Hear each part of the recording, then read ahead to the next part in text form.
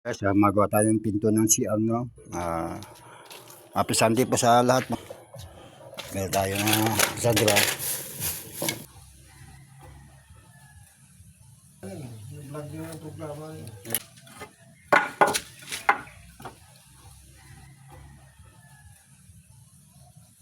Pagod natin ng kahoy, kailangan po naka 45 degrees, no? Lagyan po natin ng grease po, no? Para pagputol natin ng kahoy, parang ganyan po. Huwag mo tatapon yan, magamit mo yan.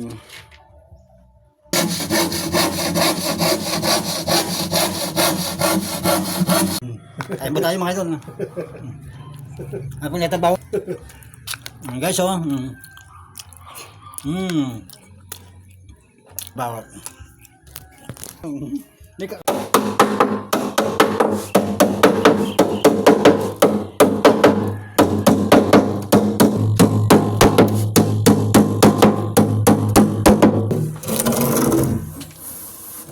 Yung pisagra, no, saka yung handle, saka yung lock. Yung handle po, madalo. Na. Thank you po sa hello guys, ang ating mga gamit sa bahay, no.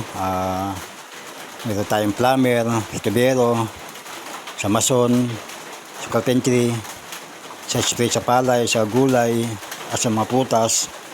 Kompleto po tayo dyan. Siyempre hindi po mawala yung pong ating safety na glasses, no. Yan po.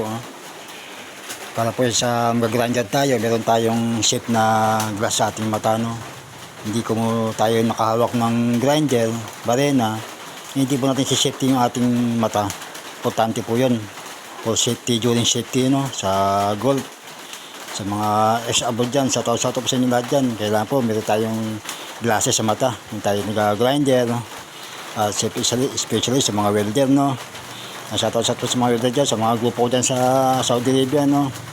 Mga structural dyan, fabricator. Kailangan po meron tayong mga safety glasses para sa ating mga mata, para in case na emergency po tayo, meron tayong safe ang ating mga mata sa during sa trabaho, mga idol. Ganun lang po kasimple, mga idol. Ang ating gamit ay ating iingatan, at ang ating katawan ating iingatan sa mga bagay na gawain sa trabaho, hindi lang sa labas at sa loob ng bahay din. Ganun din po yung mga idol. Ang gabi sa lahat, ingat po lagi mga idol sa mga naroon. Ang ating gamit sa bahay, ang mga tools po ang ating iingatan para tayo hindi na manghihiram sa mga kapitbahay.